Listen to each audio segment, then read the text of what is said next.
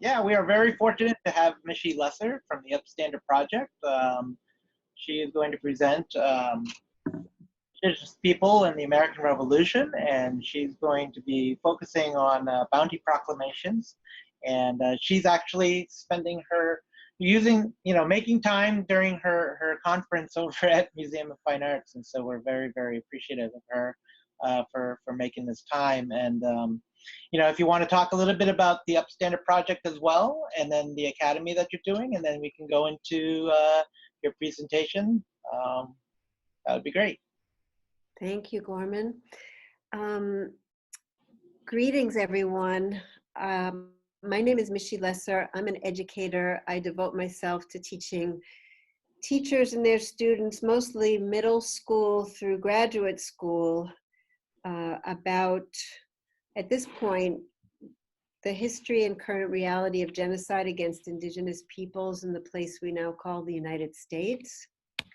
And before I say anything more about myself, I want to acknowledge that I'm speaking to you from the homeland of the Massachusetts people in a place now called Boston. And if you are a Massachusetts social studies and history teacher, you are either, assuming you are here in the state as you watch this webinar, you're either in the homeland of the Massachusetts, Wampanoag, or Nipmuc people. And for us, it's very important to acknowledge that we are on Indigenous land. I am a settler on this land. I am an uninvited guest. I am an occupier. And I deal with that reality by trying to use my skills as a researcher and an educator to discover and disseminate documentation that is useful to teachers as they teach about Native history, which is American history. They're inseparable. And I'm very grateful to Gorman for inviting me to speak for a few moments about underrepresented voices in the American Revolutionary period. To do that, however, we must examine the colonial era, or none of this will make sense. And so I wanted to point that out and also say that it's incorrect to talk about Indigenous people because they are not a monolithic group. Not here in what we now call the Commonwealth of Massachusetts, not anywhere. We are talking about distinct societies. And so, unfortunately, that makes it difficult when you want to speak about the historic record. And for the sake of simplicity in the short time that I have with you, I will talk about Indigenous peoples, but I want to reiterate that it is inaccurate to do so. It's much more accurate to speak about specific Indigenous societies. So I have some goals for our brief time together. I'd like to interrogate some primary sources with you. I want to pose difficult questions about the shifting relationship between Native peoples and colonial settlers before the Revolutionary War. I want to share with you resources for teaching in your classrooms. And perhaps above all else, I want to strongly encourage you to wrestle with this material and with difficult conversations. Turn toward them, don't turn away from them. Find ways to do it so that students of Indigenous backgrounds and non-Native students can open to hear these truths that have been so disavowed and so hidden in the historical record. Those are my goals. So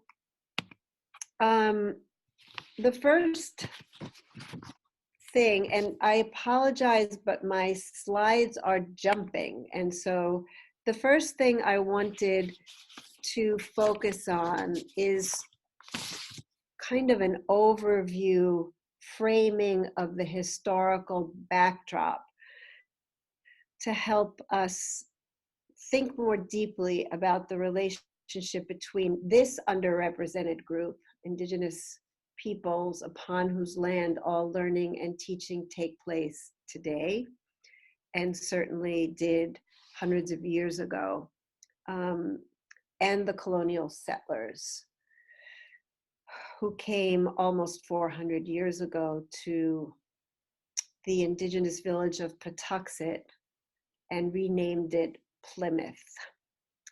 So the framing comment I want to share with you is that the relationship between indigenous peoples and colonial settlers has gone through enormous moments of transformation. And the first settlers who came were actually, they were not settlers, they were traders. And traders brought disease. And in this part of the American continent, that disease was actually introduced in the late 1500s. But there's a period known as the Great Dying of 1616 to 1619 that in northern province of the Massachusetts Bay, now called Maine, contributed to the devastation of over 75% of the population, especially, and in some of the coastal regions, it reached more into 90%. So when I introduce that to students, if they're older learners in high school, I just take a moment to pause. Can't say something like that and then click on to the next slide.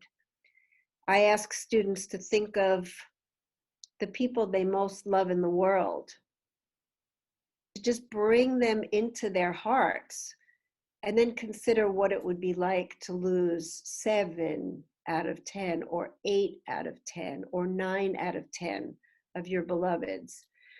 There was also enormous amount of kidnapping of Native peoples in the late 1500s and 1600s. They were taken as slaves to Europe. They were put on display. They learned English or they learned Spanish, and some of them escaped and were able to return to their homelands. While all of this was happening, the land was being dispossessed. In other words, the land was being taken. And we can't talk about settlers increasing their pressure every decade. More came until it was a flood, without talking about indigenous resistance. And so in these territories, those who survived the Great Dying resisted. As they resisted, they were dehumanized. As they were dehumanized, it gave greater license to warfare. And they continued to resist. This contributed to a system that still exists today called settler colonialism, which attempts to erase indigenous peoples and indigenous memory and practices from the land. In addition to kidnapping, people experienced indentured servitude and enslavement every time there was a war. And if it was the British who won the war, and I'm thinking right now of the Pequot War of 1637 and the Treaty of Hartford of 1638, those Pequots who survived that war in what's now called Connecticut were placed on ships and sent to the Bahamas. And there are descendants on St. David's Island and elsewhere in the Bahamas who claim their Pequot heritage, their Wampanoag heritage, their Massachusetts heritage, because this happened each time there was a law. So I'm fast forwarding across decades here to get us closer to the American Revolution. one thing that began to happen in the late 1600s and very much in the 1700s, but didn't end in the United States until the mid to late 1800s, was the issuance of scalp proclamations. So I want to make clear this happened in the colonial era and it happened in the post-revolutionary era. And it actually intensified in other parts of the country in the 1800s, for example, in California during what we call the gold rush, to amplify the eradication of native peoples from the land. But let's stay here in Massachusetts. The first scalp proclamations were issued in the late 1600s, but the ones that I want to focus on right now were in the mid 1700s. And these scalp proclamations, I'm going to show you some of them, images of the broadsides in a moment. These scalp proclamations turned colonial settlers into hunters of native people for the purpose of capturing them and scalping them and delivering their body parts either to Boston or in northern province of the Massachusetts Bay, now called Maine, to places like Wiscasset Harbor or Augusta. So I want you to consider what it meant that on behalf of the Crown, governors and lieutenant governors of the province of the Massachusetts Bay were publishing proclamations encouraging settlers to organize themselves into hunting parties and go forth and find Indians and capture them, scalp them, bring their scalps, and exchange them for money. So we're going to be talking in a moment about some scalp proclamations from 1755. I want those watching this to know that we have begun to develop a spreadsheet that has over 60 entries of scalp proclamations for Massachusetts and 121 entries for scalp proclamations from across the United States, understanding that the boundaries of our country were shifting during these centuries, especially in terms of Canada and Mexico. So it encompasses those boundary areas.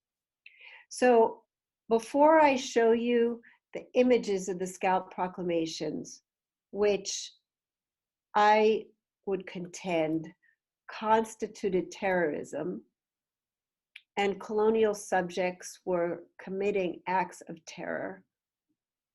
There were also treaties being signed that were then ignored by colonial and then United States authorities, treaties to protect land and livelihood. As the settlers, the numbers of the settlers swelled, and warfare and disease and dehumanization didn't completely eliminate native people from the land, assimilation became a priority. And so children were forcibly removed from their families and their communities and sent far away to boarding schools, where they were not allowed to speak their language, wear their clothing, speak with one another. They got new names. Many died from heartbreak to malnutrition. Many were beaten. They were psychologically and physically abused during that period of time. And there are some who went to boarding schools who said, I learned English, I learned a trade. It wasn't all bad. So that coerced assimilation also met with resistance. And there are many examples now of how Native communities are healing from historical and intergenerational trauma. And I use the word survivance rather than resilience because it's much more communal to speak of a people in survivance. So here I'd like to introduce you to one of the Scalp proclamations.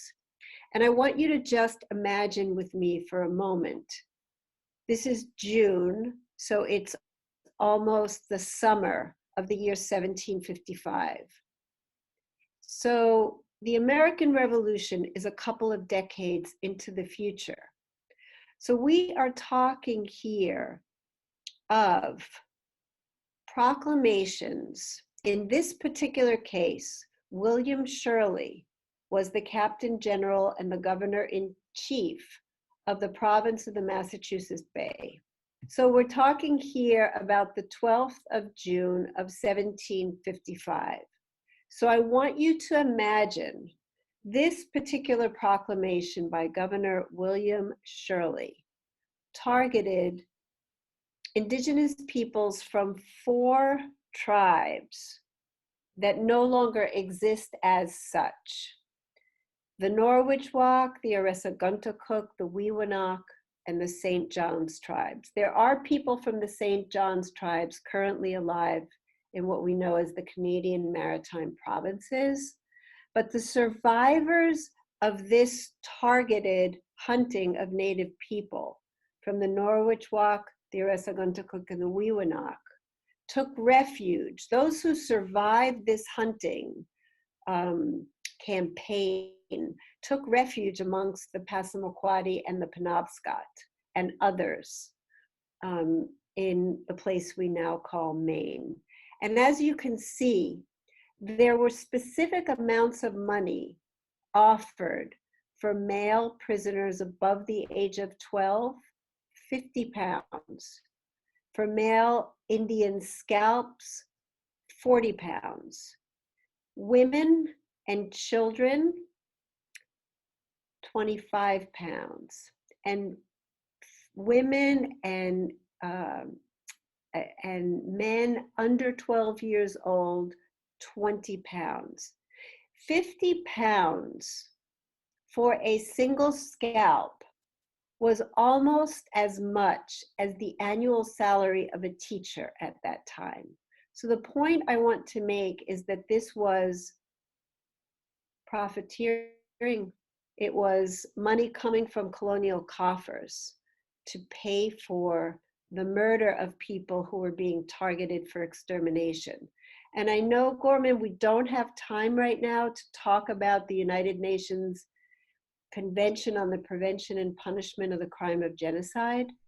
But if we were to go down that rabbit hole, we would be talking about how this provides evidence of intent to exterminate by killing people. And those who weren't killed physically were harmed mentally by this. And according to Article 2 of the UN Convention, those constitute genocide.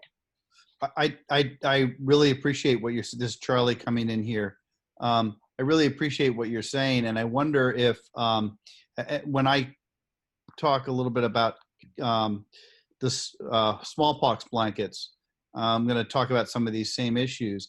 And I just wonder if I can just ask you a quick question about this. And that is the idea of presentism and looking with terms that come from the United Nations, from 20th century or 21st century's understanding of genocide, of ethnic cleansing. A number of historians have used those kinds of terms with an understanding of how they fit in. How do we use those kinds of terms in thinking about something from 1755? I wonder if you have a take on that? I do. Great. I'd love to have that be a part of this discussion, because I think you're bringing up all kinds of wonderful pieces. It's a very important conversation, and I will say that I have sat with this for the past 6.5 years as I've conducted my research to write the first inquiry of the Dawnland Teacher's Guide.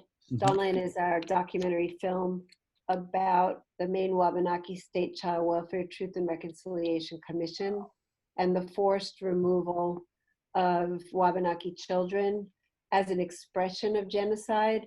This is the first of 3 inquiries. This contains 12 lessons and it focuses on history.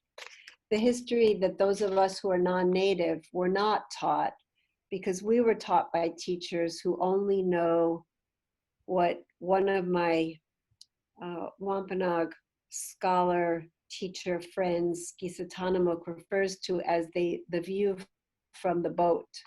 I was only taught the view from the boat version of American history. I was not taught the view from the shore. For the last 6.5 years, I have been trying to learn the view from the shore so that I can share that with other non-native educators who want to rebalance the telling of American history by including a native lens. And so I have gone from not understanding that this was genocide to learning a lot more about the history of the word, Raphael Lemkin, his journey, why he created the word, how he struggled at the United Nations, how cultural genocide meant a lot to him, and how it was defeated by United States, Canada, New Zealand, Australia. Other nations with large indigenous populations would not allow the terminology cultural genocide to be included in the United Nations Convention, but the compromise was the forcible removal of children, which is in Article 2, Clause E. So to your question, I do not consider it inappropriate to apply the term genocide to the history of indigenous peoples in this land. I listen to indigenous peoples, I read indigenous scholars, and there is controversy over this. There are some, not many, some Native scholars who do not want to apply the term genocide to this. I disagree with them. It's almost as if terms that we have developed in contemporary political theory or social theory or in legislative international bodies cannot be used to help human beings understand our past. I think that's, if we're being consistent, then why would we talk about anything in the past with today's terminology? I don't buy it. And the more I've studied the UN Convention, the more comfortable I am, and it's an imperfect document. Let me say, there are 23 different definitions of genocide. Huh. The UN Convention is only one, but it is a document that is agreed upon by international bodies. And so it is part of sort of a more global languaging. And I find it easier to use that with the caveat that it's very difficult to prove intent, which is in the preamble to the second article. There is a lot that's very vague in the wording and difficult to quantify. With its imperfections, it is a helpful tool for looking at the past. And the bar is set very high by the UN Convention because it requires you, if you're going to allege that genocide happened, you need evidence. Evidence from perpetrators of genocide that there was intent to exterminate. Well, back to the Shirley Proclamation or the Phipps Proclamation of 1755, to me, this offers intent. It offers evidence of intent. And I pulled out here this terminology of pursuing, capturing, killing, and destroying all and any of the aforesaid Indians. So I wanted us to also recognize, and sort of back to the collapsing of historical timelines for the purpose of our conversation today. Imagine 1755.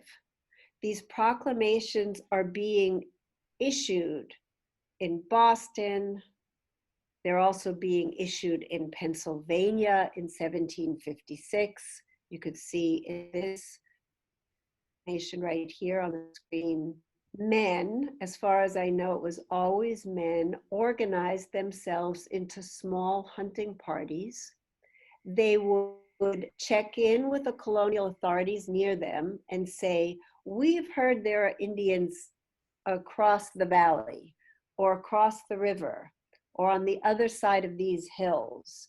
We are going to go hunt them and scalp them, and we want to be paid for that. So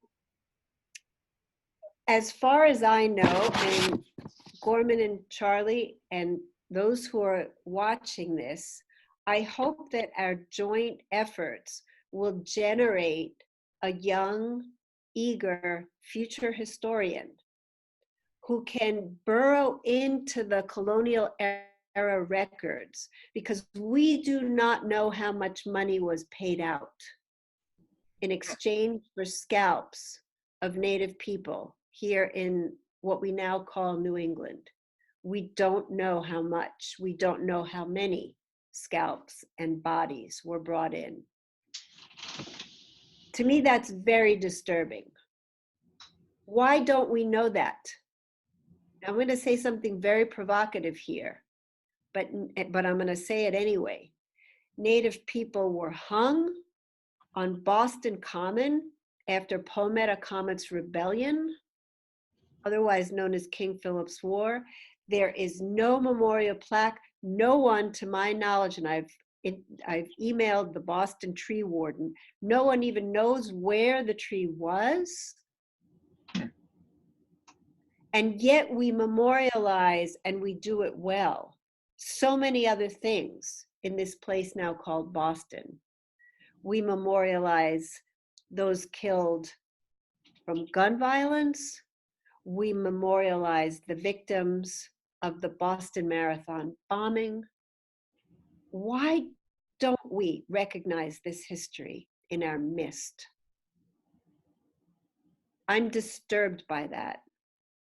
And so, 1755, those men who went off and hunted Native people and brought their bodies and body parts back in exchange for money, they then had children, and their children were on the front lines of the American Revolution. They're the ones who are hiding behind the walls in Lexington and Concord, taking shots at the redcoats. They are the ones we refer to as our heroes. And we don't know that their fathers were involved in this. I find that very troubling. And it's almost like we're here talking about underrepresented voices. But let's also think about the overrepresented voices. So I included on this slide a proclamation so that you can see on the bottom. This was Pennsylvania, it was Philadelphia, it was 1756. And guess who printed this? Benjamin Franklin. I find that kind of interesting. Pennsylvania continues hunting Native people after the American Revolution, by the way. So I don't want you to think the hunting of Native people stopped with the ending of the colonial era. We've just gone from God Save the King and the proclamations being issued on behalf of the crown to the proclamations being issued on behalf, in this case, the Commonwealth of Pennsylvania, and now it's God Save the People. It's still hunting of Native people. So I wanted to talk for a moment, if it's okay, about Benjamin Franklin's complex stance on this, because I just showed you he printed one of these proclamations encouraging the hunting and terrorizing of Native people. He was also an admirer of Native societies. So this is something I would love if you could talk to your students about. Going back to the era of the American Revolution and before, there were no cell phones. There were no laptops or tablets. There were no telephones.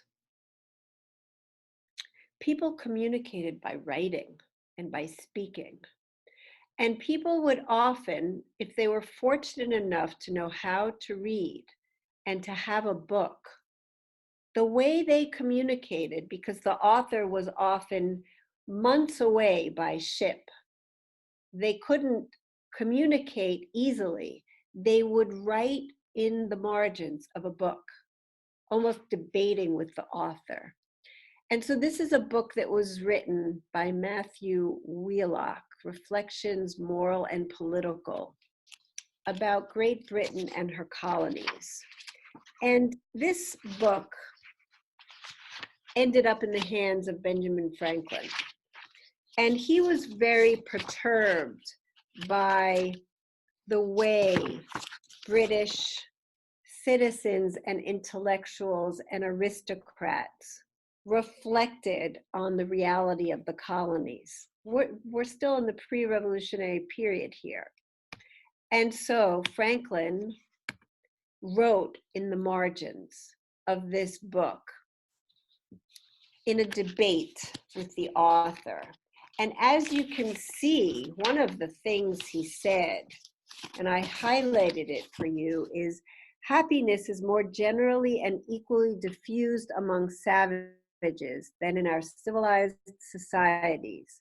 No European who has once tasted savage life, note his use still of the word savage, pejorative, can afterwards bear Franklin, who is a careful observer of what happened to Europeans who went to live among indigenous peoples. We also have him recognizing, even though we call them savages, he says, they think the same as we, and they have great order and decency in conducting public councils.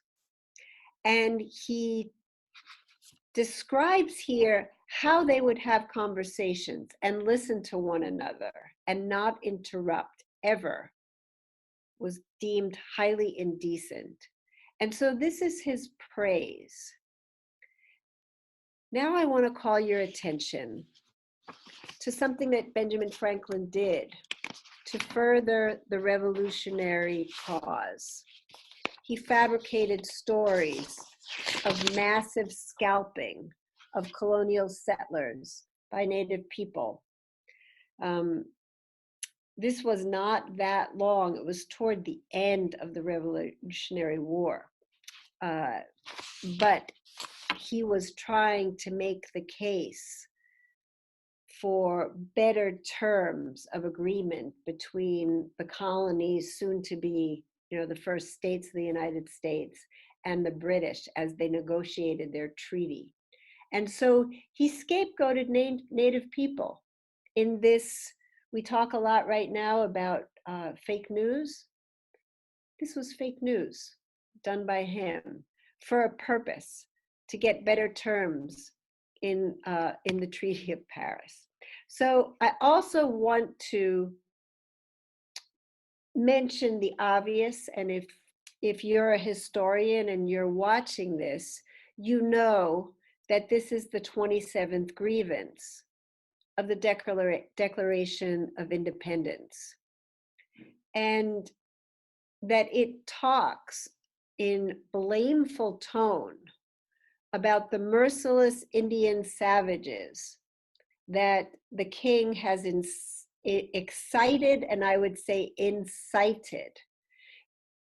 What's really going on there is that colonial imperial European powers, especially the English and the Spanish, were in dispute over the territory that we now call New England and really beyond New England.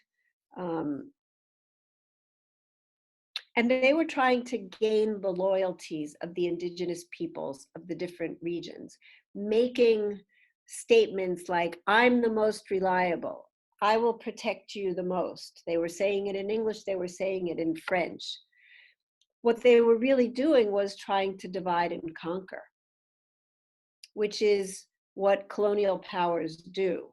But they were looking for loyalties. And in spite of that, because some, for example, Wabanaki people in Maine, some did side with the English, many others sided with the French. And yet, this is enshrined in, I mean, the Declaration of Independence is American scripture. And we live in the Boston area. Every July 4th, the entire Declaration of Independence is read near the old State House. Site of the Boston Massacre is right there. Why is it that we read this acritically?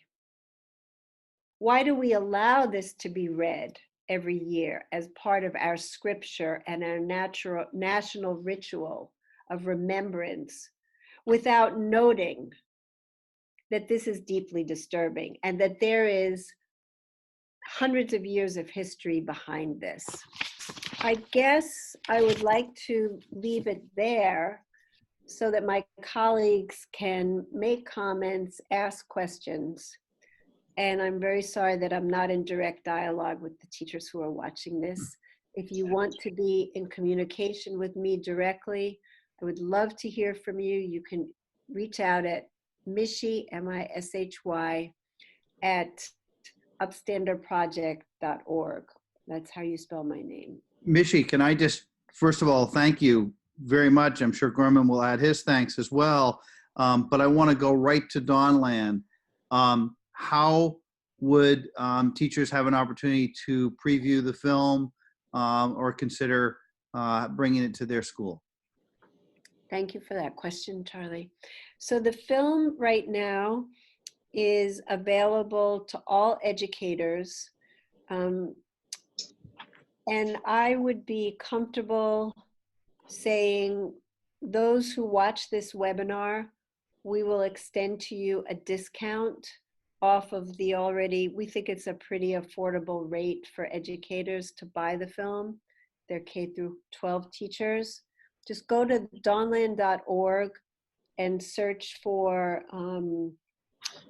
buying or renting the film. And if any teacher affiliated with the Massachusetts Council for the Social Studies cannot afford this film, I want you to reach out to us and we will find a way for you to get it. The Teacher's Guide, as I said, is for free. I've had several opportunities in the state of Maine to do an all-day teacher professional development workshop with the film at its center, sort of the centerpiece. Usually 6.5 hours. We go on a journey together. It's a good amount of time to begin to unpack some of these issues in a bit more depth. And that way we can reach teachers in either a single district or learning collaboratives that exist in some places where districts try to come together to do this work. I will also add that in the fall, we are coming out with a short documentary called Bounty. Bounty is specifically about one of the Scalp Proclamations, the Phipps Proclamation of 1755. It was filmed in the council chamber in the old State House on the second floor when you go up that spiral staircase. And it involves 3 Penobscot families because the Phipps Bounty Proclamation targeted Penobscot Nation for extermination. And so 3 Penobscot families are in the room reading every hideous clause of the proclamation with their children and talking about what it means that we're still here, what it means that they wanted to exterminate women, men, and children. And you see Penobscot children wrestling with trying to understand this very disturbing history. I So- also want to mention one last thing. For those teachers in middle school for whom a feature film is way too long, so the broadcast version of Dawnland is 54 minutes long. That was reduced from an 86-minute feature film. But before we released Dawnland a little over a year ago, we released on Indigenous Peoples Day in 2015 a short 13-minute film called First Light. The 13-minute film is accompanied by 9 learning resources that start with the doctrine of discovery hundreds and hundreds of years ago to help explain why one people would feel that they have the right to come and steal someone else's homeland and occupy it. First Light can be downloaded. It can be streamed for free, and it can be downloaded for minimal cost at upstanderproject.org.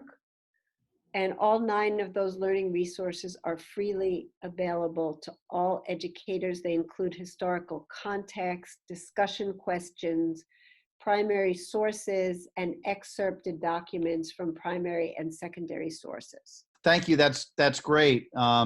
And looks like if you go to your website, go to the website for Dawnland, you can purchase it either for 1 year or 3 years or a lifetime, something like about $675 to about $900. Is that about right? Schools, individual K through 12 schools can get the film, I think, for $75. Oh, So good. I didn't see how to do that. I'm trying to make it accessible to people. Looks great. That's great. Yeah. I'll try to figure out how to do that. So we use our colleagues at TUGG Educational, do the distribution on our behalf. They will give discounts upon our request. So if teachers reach out to me, we can arrange that. But as you will see, once you go to their website, there are all these drop-down menus. And it's kind of like, if you are a K through 12 school, if you are this, that. I wanted to mention also the film is free to Wabanaki people. All Wabanaki schools have access to this for free. Great. Great. That's terrific.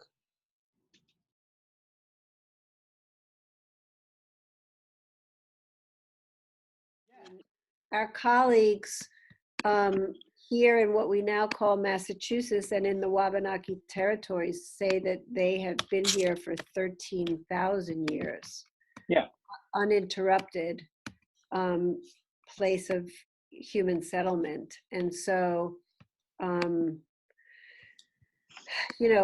only time that we actually start learning about the Native American tribes is after their interaction with European settlers coming in, and we don't. That's exact. Yeah, that's why the first lesson of the teacher's guide begins thousands of years ago. Right.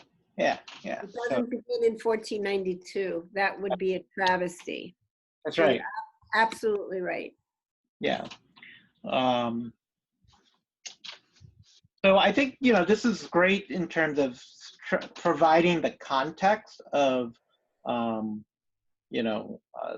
Native American tribes and then also their perspectives of the American Revolution, their how they see it, and I think that there's more to learn about how can we really empathize, how can we really truly understand and appreciate their role in the American Revolution. How do they see it? And I think you've hit those points really well. Can I just introduce like a caveat for our reflection? Sure. Help me find a way to language this so it doesn't sound so harsh.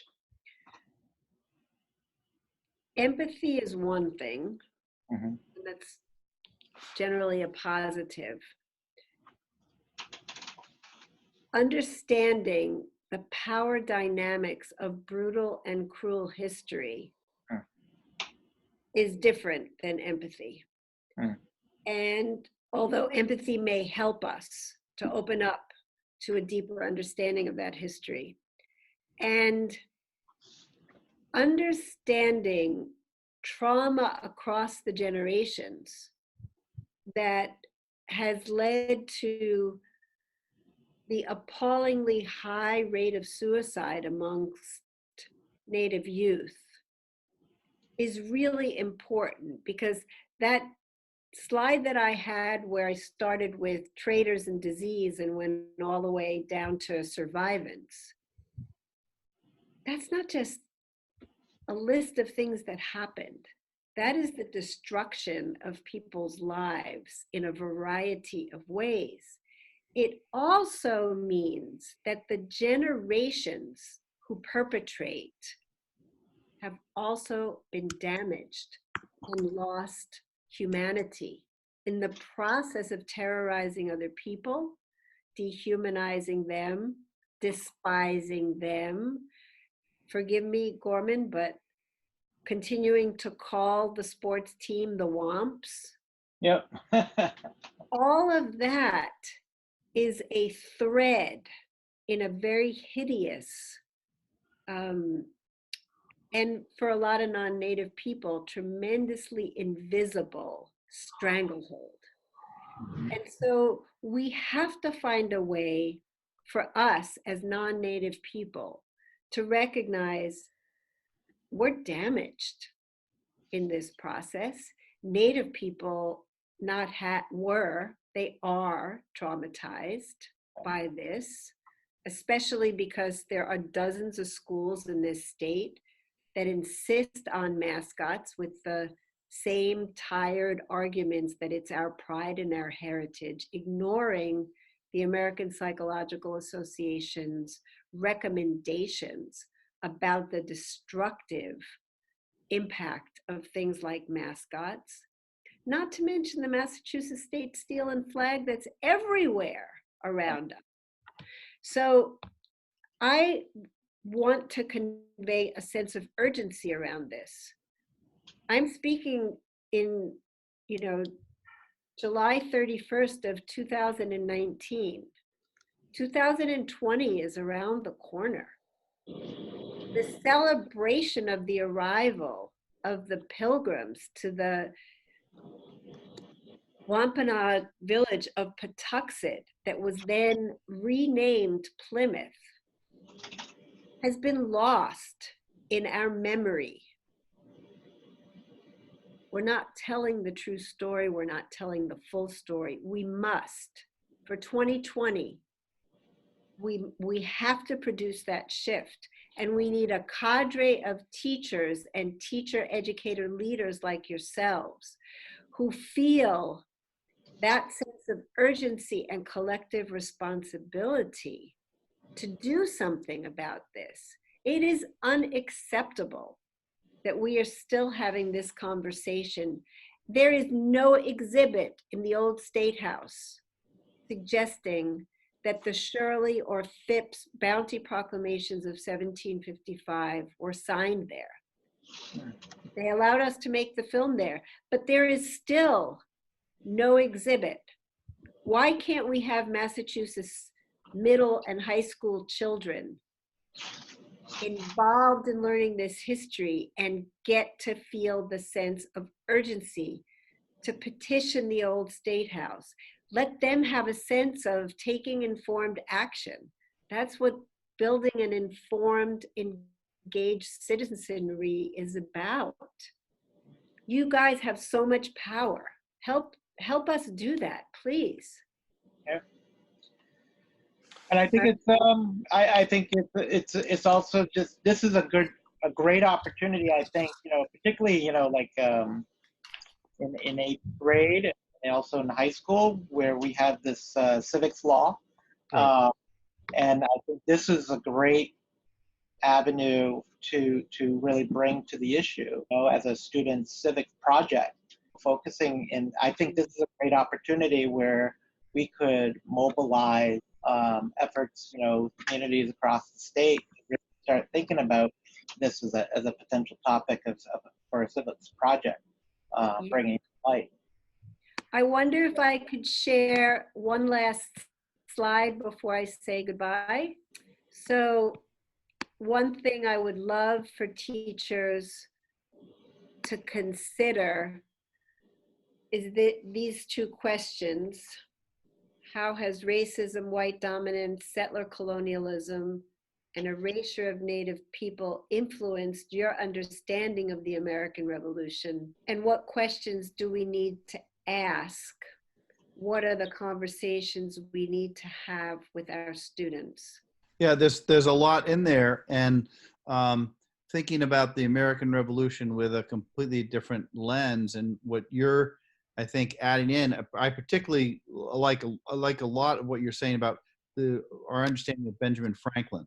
I thought that really helped in a very concrete way to begin to understand how Benjamin Franklin and other patriots were using Native American rhetoric, or using rhetoric against Native Americans to craft the end of the war. There's a lot about race there. There's a lot about power. There's a lot about colonialism in there. And there's a lot about, whether you call it fake news or simply propaganda, to erase Native, or to make Native Americans somehow a pawn in the system. And I think one of the questions, you say, what questions do we need to ask? I think one of the things that you're prompting us to do very, very well is to ask about the idea of agency again, which we've come back to again and again in our course. Agency in the present for our students, what roles can they take, as you were just talking about, but also how do we think about Native Americans not being acted upon as well, but also how are they taking action? And I think that dynamic becomes really apparent in what you're saying, that it's not about one or the other, it's both. They're clearly there's some acted upon in terms of the power dynamic, but there's also agency and taking action, and what roles do people have. And the chapter we read for people are reading for this in Ray Raphael's book, The People's History of the American Revolution, makes really clear that it's a complicated dynamic. It's not one way or the other. So, and you help us complexify that in a much deeper, richer way, going back certainly through the archaic Indian period, in a way that recognizes, and I love the way, just to circle it back, the way you began your talk, there's a very distinct, strong national, if not American writ large movement to acknowledge land, and acknowledge where the land, whose land this is and was, and what is settler, using the term settler colonialism, that points us to that. So you've given us a wide scope. I didn't mean to go on that long diatribe, but No. you gave us some things to circle back and see what you were enriching for us. Thank you. Thank you. I appreciate that. I want to say two quick points before I bid you farewell. One thing I want us to be aware of is, and it's a conversation that's ongoing, and I'm learning a lot from Native scholars and colleagues about this.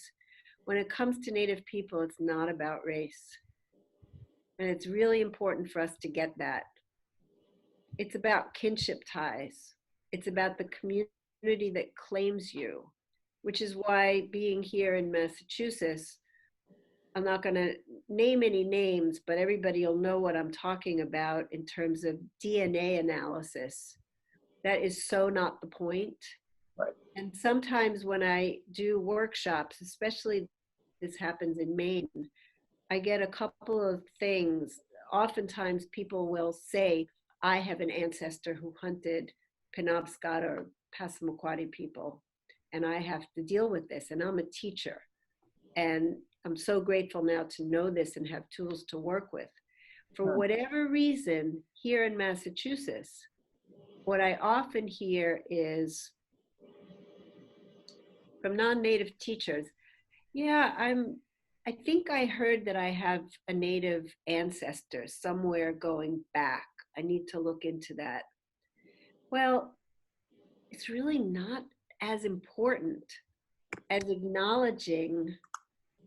It's important just to acknowledge that you lost that, but it's not important in terms of claiming anything, because it isn't about what you claim. It's about who claims you. And the last thing I'd like to say is I would love if we could continue this work together. And I would like us to invite a Native scholar to join us. It's essential that we have Native scholars joining us in this conversation. Your point is very well taken, to have Native voices in this.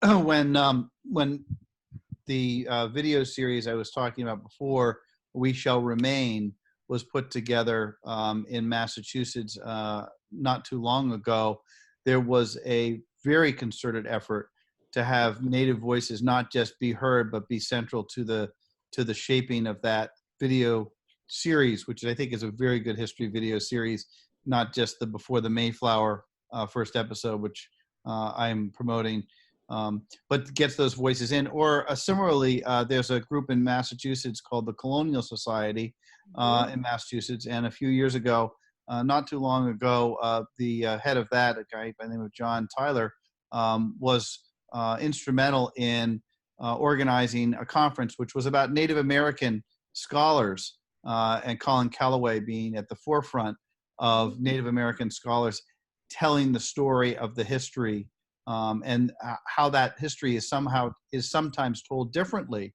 than in the straight academic mode, through oral history and through acknowledging kinship and acknowledging different modes of historical telling.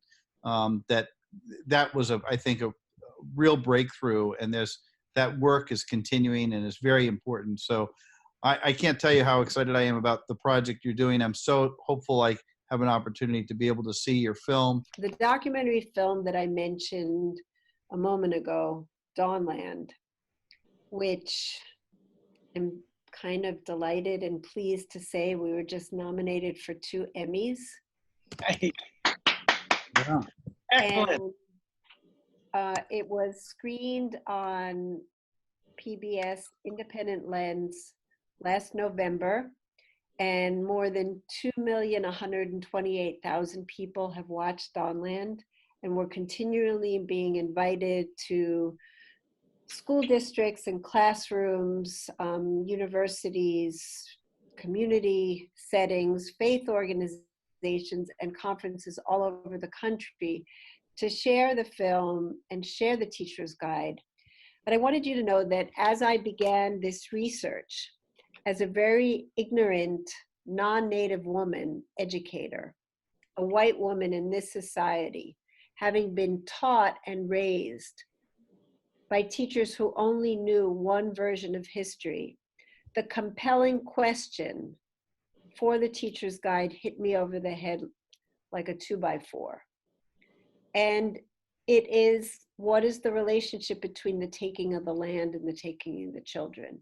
And I would refer you back to one of my first slides where I talked about the historical backdrop of this story of trading and diseases and the taking away of land, and how taking of children is an extension of the taking of someone else's land. And that's why I call myself a settler, an occupier who is trying to become someone in right relationship with Native people by doing this work, by teaching this history that is disavowed and hidden. And so I should note, we will be publishing the second inquiry of the Dawnland Teacher's Guide, only 2 lessons, maybe eventually a third, sometime in the fall. This is freely available at dawnland.org. This is a free PDF download. And let's look for another opportunity for you to see the film then. Thank Thank you you. both. Okay, gotta run. All right, thanks. Thank you so much. Have a great conference, and I will talk to you soon. Okay, bye-bye, friends. All right. Thank you. Bye.